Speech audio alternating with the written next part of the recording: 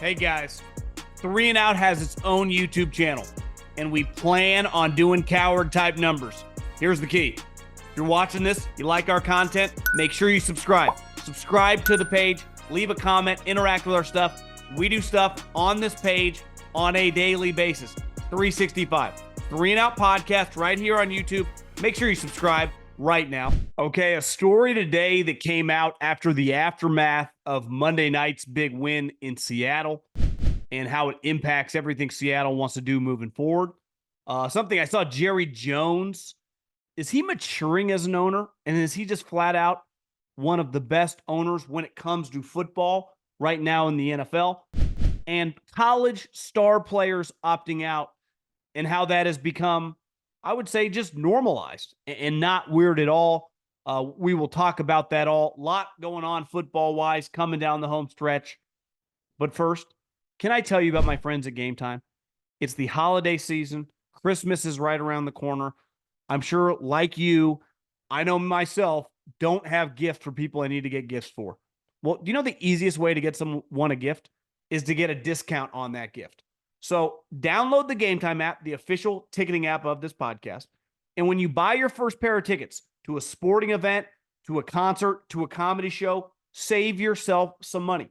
So when you download the Gametime app and you buy a pair of NFL tickets, you buy a pair of concert tickets, you buy a pair of tickets to any event, it's very easy to search on the app what event you want to go to, where you want to sit, the different price points, even the sight lines of the event.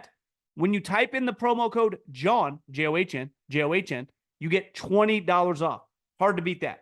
Download the Gametime app, promo code JOHN, save yourself $20, get someone a present, do right by someone else, make their day on Christmas Eve or Christmas, save yourself a little money. I don't even need a thank you. Just download the Gametime app, promo code JOHN.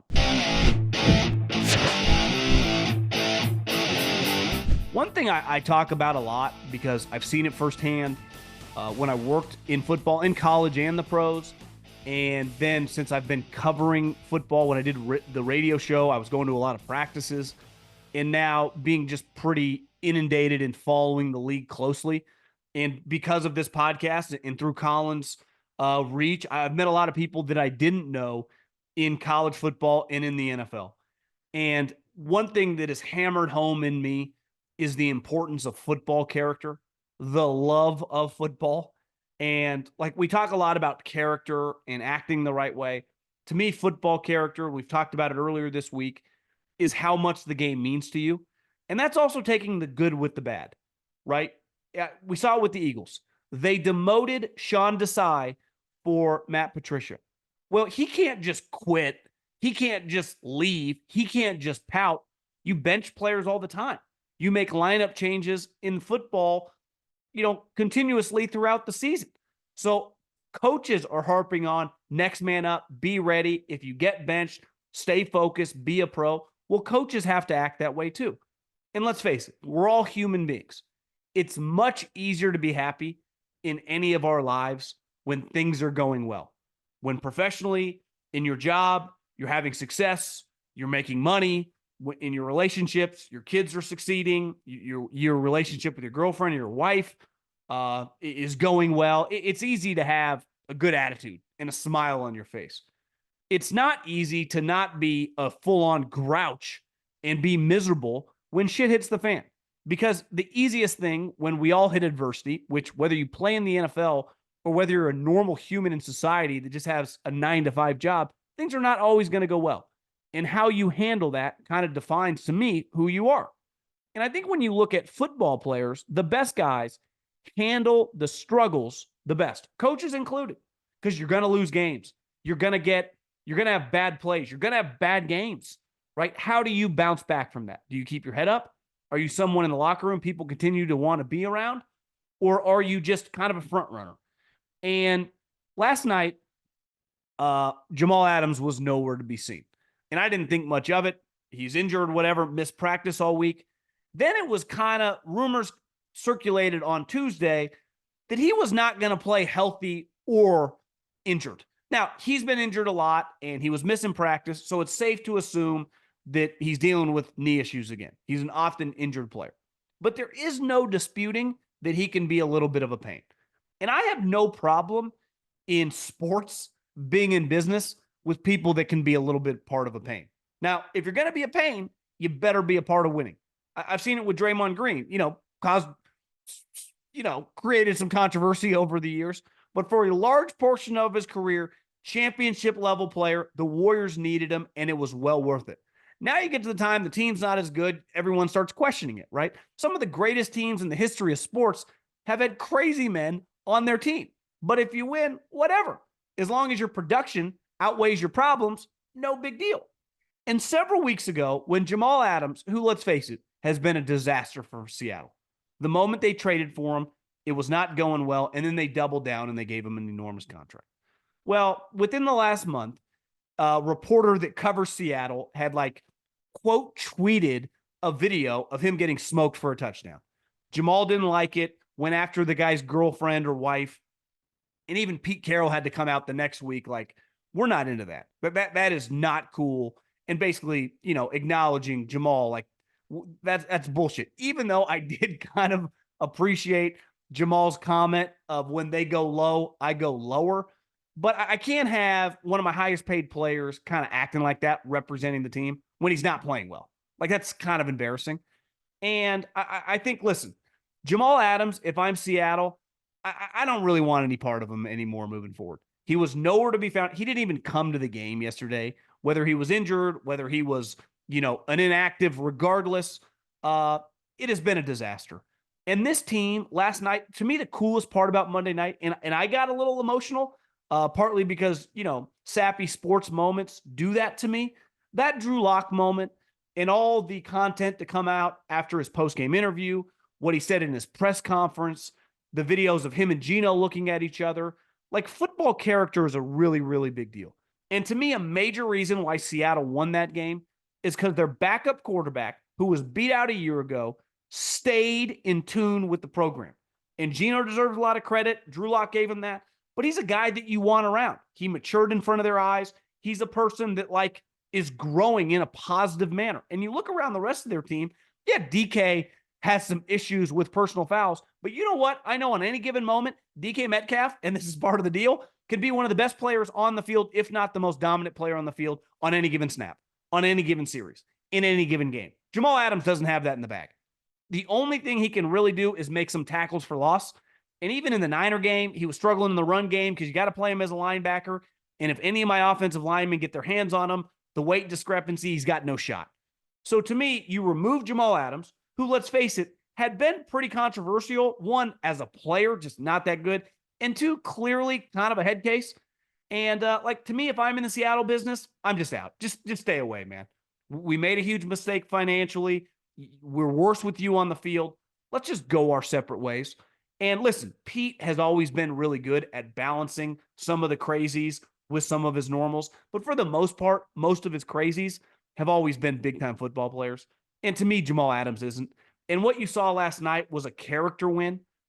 Guys, Julian Love coming in, playing well. Drew Lock coming in, playing well with some of their high-end players. Leonard Williams kicking ass and taking names. To me, the good teams in the NFL, especially in recent memory, a lot of the Patriot dynasty, this 49er team, the Chiefs team, have guys who are just all in, who have guys who can handle the shitty times. Because if you can't handle the shitty times, what are we going to do in a tie game in the fourth quarter of a playoff game? I can't trust you. And to me, Seattle really learned last night, you don't need this guy. Just tell him, stay away, we'll pay you. It's over.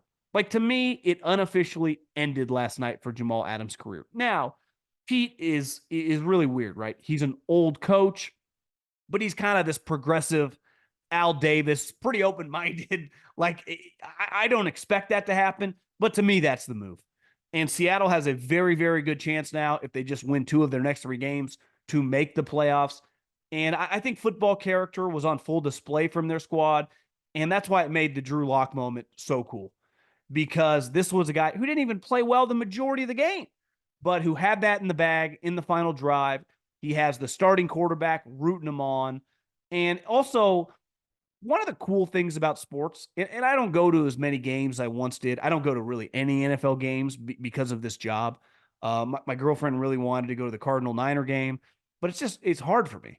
And this is like a first world complaint, but like, as a podcaster, I got to watch all the games. I go on with Colin after the afternoon game. I like to do something after the night game. I got another podcast usually based on the 49er game. So it's easier for me in my business. You go to an NFL game, and I've been to a ton of them. It's kind of, as anyone listening to this, it's kind of your whole day, right? So I wasn't able to go. But whenever you go to a game, you never truly know what you're going to get, right? You could get a game that's just a clunker. That's just a bad game, right? You could get a blowout and the team you're rooting for, which is fun, or you could just get a memorable moment. And I've been to a few of those. And I'll never forget being on the sideline for when Navarro Bowman picked off Matt Ryan on Monday Night Football, and Mike Tirico had the famous call, the pick of the stick. Navarro jumped in the end zone. It was the last home game ever at Candlestick. And looking up, and the place was just going bananas. Chris Berman was there. Boys to Men played after the game because it was Eddie DeBartolo's favorite group. And it was just one of the coolest sporting moments in football I've ever been to. I've been to some really cool ones with Steph Curry, some crazy Giants games in their World Series runs, but that was just a regular season Monday night game that is just entrenched in you. And anyone last night who's a Seattle fan that was like, is they going to get blown out? The game got flexed. Should we go? It might just be fun. Let's go. That's a game you'll never, ever forget. People in Seattle are going to be talking about that game until you die. I was there at the game when Drew Lock led the 2-minute drive and the walk-off touchdown, and Julian Love picked off Jalen Hurts. Like, there are certain games in every franchise, and they're usually a lot of times in a primetime spot, especially on Monday Night Football. It's just synonymous. Do you remember the Monday Night Football game when? And that's just anyone that got to go to that game, anyone listening to this that has been, and I'm not even talking playoff game, I'm not even talking a Super Bowl, I'm just talking a memorable game for the team you root for when you attend. And listen, we all remember when we're watching it on TV, but there's nothing quite like going. And that game not only popped on television, but was just that was fun. Just as a football fan who just loves cool stuff to happen, that was awesome. And listen, like I said, if I'm Seattle, Jamal Adams, no mas. NFL fans, it's time to unwrap nonstop football action. This holiday season, throw down on the big matchups with DraftKings Sportsbook, an official sports betting partner of the NFL. This week, new customers can bet just $5 on the NFL and score $150 instantly in bonus bets. Download the DraftKings Sportsbook now with code JOHN, John. New customers can bet $5 on the NFL action to score $150 instantly in bonus bets. Only on DraftKings Sportsbook with code JOHN. The crown is yours. I think Jerry Jones, a lot of people, because he's a kind of a polarizing individual, talk about Jerry like in the sense that he's a little much and almost like he's not that good of an owner. He just cares about himself, egotistical. Like, I'd say this little stretch of Mike McCarthy has turned out to prove, and listen, he's the general manager to me in title only, because when they traded for Trey Lance and he started rattling off some of his games, he clearly had no clue what he was talking about. He clearly didn't watch him on film. I do not think he is involved, beside during the draft process, interviewing some of the guys, or maybe during the free agent process, having been at games watching it. I do not think he's watching tape. I know that's for a fact, and he just likes having the GM title, which is his prerogative. He's the owner. But one thing he's clearly done a pretty good job of is they build a really good team. Like, they have a lot of talent. And Jason Garrett, to me, was average as the day is long. Mike McCarthy's proving to be, listen, he's not going to be Belichick or Andy Reid, but he's pretty damn good. And Jerry was asked on his morning radio show, which he does weekly, which no other owner does, about the loss. And he said, it sucked. But honestly, I told the staff this morning that I was proud that game meant something was because of you guys, the position you've put us in. You're going to the playoffs for 3 straight years. He's like, the best part of this season so far has been the coaching staff. And Jerry gets credit for that. Because a lot of people, when he hired Mike McCarthy, remember Mike at the press conference lied. He hadn't even watched all the games. Here's where Mike gets a lot of credit. Is he hired a guy, and this is my thing with Sirianni. Like, what's his next pitch? We've seen him try to be the offensive coordinator. That was a disaster. He knows nothing about defense. So, like, that's, and not honestly, they played decent last night with Matt Patricia, but he can't influence that. So, beside his rah-rah speeches and throwing a challenge flag that his guy upstairs is telling him to do, what's he doing?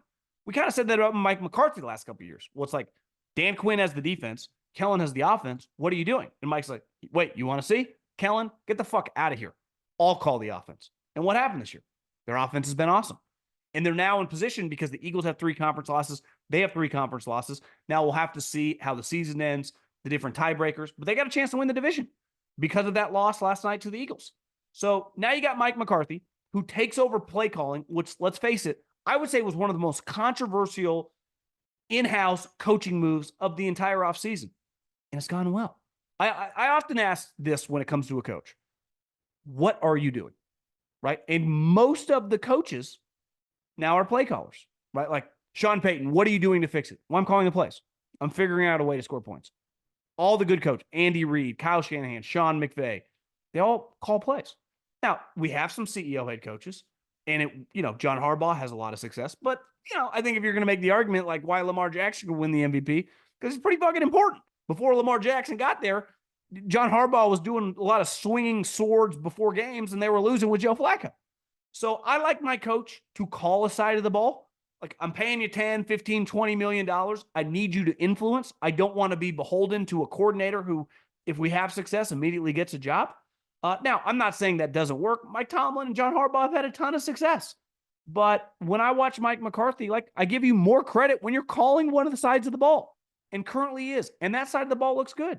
And I think Jerry knows it. Jerry knows he's got a good thing going. So a lot of the talk was Mike kind of put himself, I wouldn't even say on the hot seat, but like under, the microscope when he made that move. Moves worked. And I think the move has brought him more equity with Jerry. Now, a lot of season left. Big game against Miami, then a big game against Detroit. We'll see how the playoffs shake out. Again, if you get to the conference championship, if Mike McCarthy does and loses to the 49ers, that is an overwhelming success, given that this franchise has not been to that game since the 1995 regular season, 1996 playoffs. Think about that. That's a pretty long time. So their standard is not Super Bowl or bust. Their standard isn't even getting to the Super Bowl. Just get to the final game in the conference, and you're getting a contract extension. Because I'll promise you this. If they are in that game, even if they were to get beat 50-0 by the 49ers, he's getting a contract extension. And honestly, he deserves it. And Jerry should get a lot of credit for not just, hiring Mike, but giving Mike the opportunity to fire his guy. Because that's what he did with Kellen Moore. He fired him. Said, you're not coming back. And taking over and proving that not only can he do it, I can make it better. And that's all I want out of my coach, right? Like in college, I can have a CEO. Kirby's not calling the defense. Nick's not calling the defense. Jim Harbaugh doesn't call the offense. It's such a different sport, right? Recruiting such a big deal, leadership, all that. In the pros, this is an intellectual game. We talked about it on Monday after the Monday night game because something Marcus Spears said on ESPN, like defense is all about effort in the NFL. It's kind of a lot about coaching. Like the price of admission is playing hard. No good player, in the NFL doesn't play hard. If you don't play hard, you ain't going to be on a fucking NFL roster long in the NFL. That's a fact. Unless you're just an all-time freak Clowney and then you're just going to bounce around. And I'm not even saying Clowney doesn't necessarily play hard. He's having a good season. You know what I mean? He's considered an underachiever. Most good defensive players in the National Football League, I would say, would be considered to play hard, to play with high effort. So then it's about talent and scheme.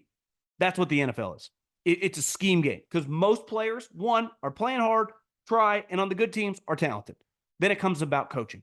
And right now, the Cowboys, their coaching is pretty high level. I know they just got their ass kicked, but same thing with Sean McDermott. Like, well, what's Sean McDermott doing? Well, he's calling the defense.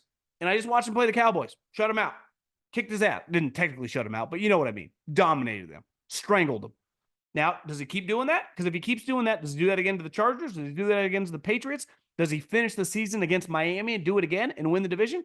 Because if he does, like, that to me earns more equity. Wait, you're not only the head coach, you're not only giving the speeches at the beginning of the week, giving the pregame speech, motivating the guys, leading your coaching staff, but you also call a side of the ball? That value to me, what do they often tell you when you get a job? The more you can do, the more you can do, the more you can do. It's true, right? If wait, you're good at sales, marketing, and you know how to, balance the books.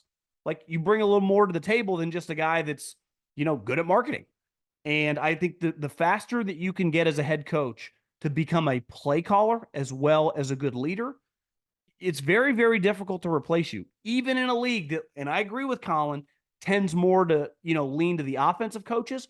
Well, if you're a good defensive head coach and you're calling the plays, like they're not going to get rid of you. They're just not. So I think Mike McCarthy has had a hell of a year.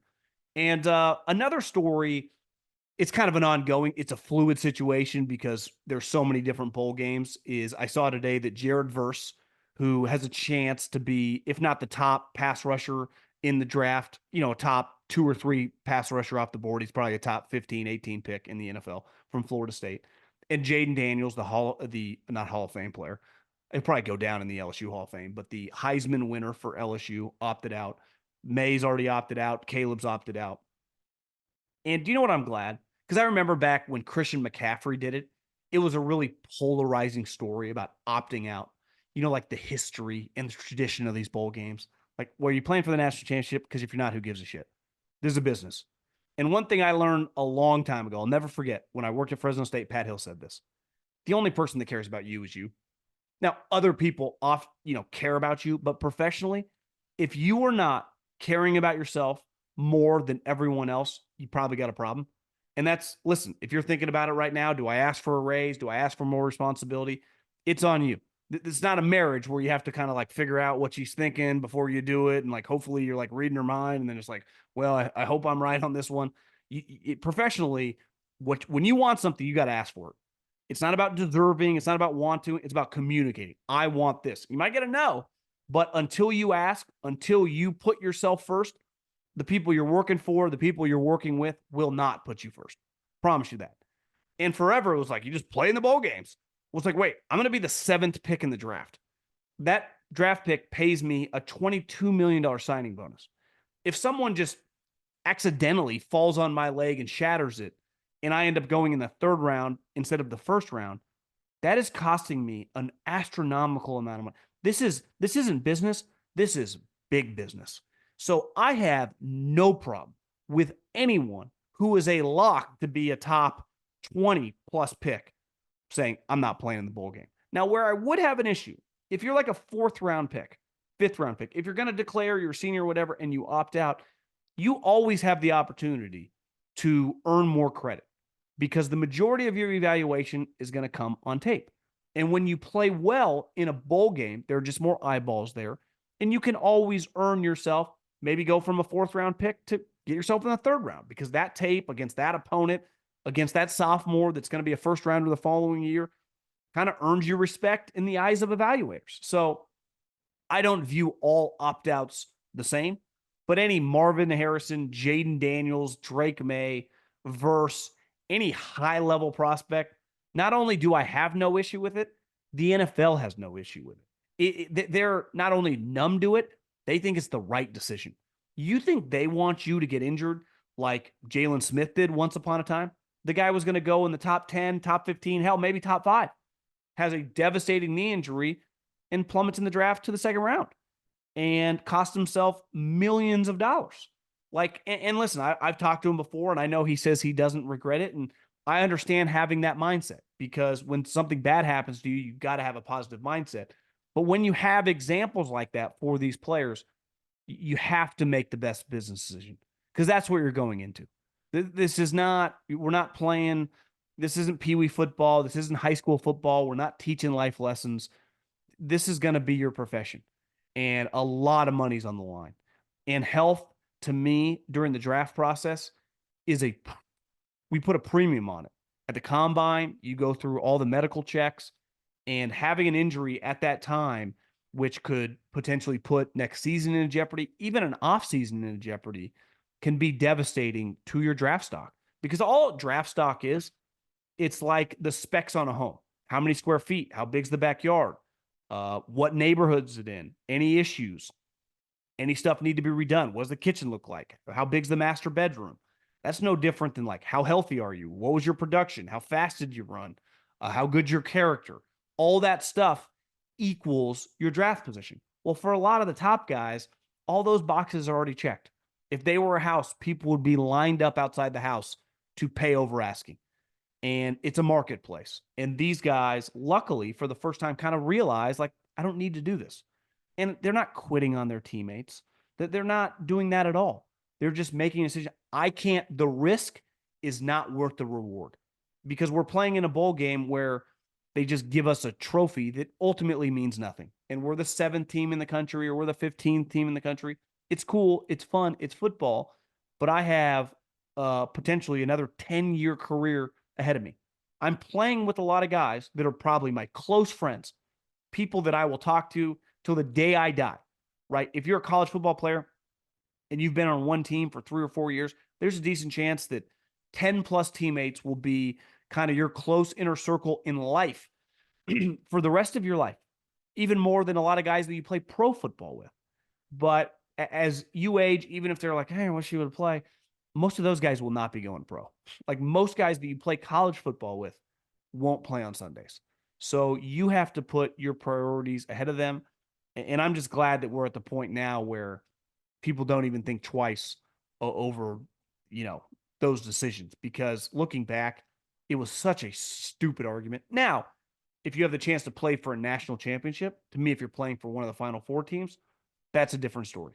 And listen, there's a reason none of those guys ever opt out, because they have the chance to kind of be in football hallowed ground to win a national championship. But any of the other bowl games, I got news for, I'll watch them. Shit, I'll probably bet on some of them. Are just kind of irrelevant in the grand scheme of things. Let's end on this. My friends at Uber Eats. It's time for this week's player I thought might give almost anything to redo his game. Brought to you by Uber Eats. I think there's only one guy, and I think that's James Bradberry. On that final drive, he gave up. And listen, I understand they're in cover 2 on the ball that DK Metcalf caught, but you got to cheat on that one. You can't let DK Metcalf just fly by you. I don't care what the rules are. You have to just take a couple steps back. And then on the touchdown pass, if you watch it, before they both break out of the screen, he's kind of squatting on a shorter route, whether it's a comeback, an out, an in. He does not want to give up a 10-yard completion. They don't have any timeouts. There's only 30 seconds left. You cannot let him just run right by you. And he was kind of flat-footed. And listen, DK, maybe he just gets you on that spot. On the touchdown pass, under no circumstances can you give up a touchdown. You can give up a 15-yard play. So what? There's 25 seconds and they're at the 10-yard, 15-yard line. There's no guarantee they're going to score a touchdown. You're not playing Peyton Manning here. You're playing Drew Lock. You can't give up just an open deep ball. That ultimately the quarterback and the guy still's got to catch it, but you got smoked because you're just sitting there flat-footed. I don't care what the rules are. I don't care what the defense is calling. There comes a point in time where you got to be a football player. You see it all the time in zone defense with linebackers, and honestly, Seattle does this a lot. I love Bobby Wagner, but he just kind of sits there in grass in the middle of the field. It's like, bro, there are guys to the left and the right of you. I don't care what the rules are. There comes a point where you got to be a football player. And I'm not pretending to be Bill Belichick here, but I learned when I was in the NFL, killing grass in zone coverage or just killing grass because that's what the rules say, that's the opposite of being an instinctive player. Time, situation, 3rd and 8, you're just going to stand there like no one's around you. The guy's 7 yards to your right. Why don't you cheat over there? Same thing with Bradberry. Sitting flat-footed. Jackson Smith, who just is going to be a stud, already really good player, just goes right by you. Game-winning touchdown. Now you lose. Now your season's in shambles because you're just like, listen, you can't run with them stride for stride, so cheat. Like part of life is to realize what's coming or what could come and is the worst-case scenario and kind of play against that. And if something else happens that's not as bad, you deal with it. But you never want the worst-case scenario to play out. And that's what happened to James Bradberry. So that was this week's Almost Anything Player of the Week. You can order almost anything with Uber Eats, the official on-demand partner of the NFL. Order now.